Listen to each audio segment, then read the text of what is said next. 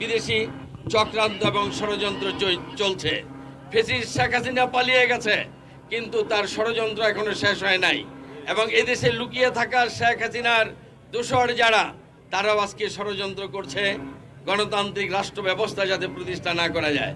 আমরা দৃঢ়তার সাথে বলতে চাই, আজকের দিনে সবচেয়ে জনপ্রিয় নেতা হচ্ছে দেশের মধ্যে তারেক রহমান, সবচেয়ে বৃহত্তম রাজনৈতিক দল হচ্ছে বিএনপি।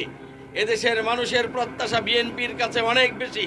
কাজেই আমাদের নেতার নির্দেশে নেতৃত্বে আগামী দিন গণতন্ত্র প্রতিষ্ঠা করার আন্দোলনও ফ্যাসিস্ট শেখ হাসিনার বিরুদ্ধে যেমন আন্দোলন করেছি, রাজপথ দখলে রেখেছি, আগামী দিনও এই আন্দোলন আমাদেরকে অব্যাহত রাখতে হবে।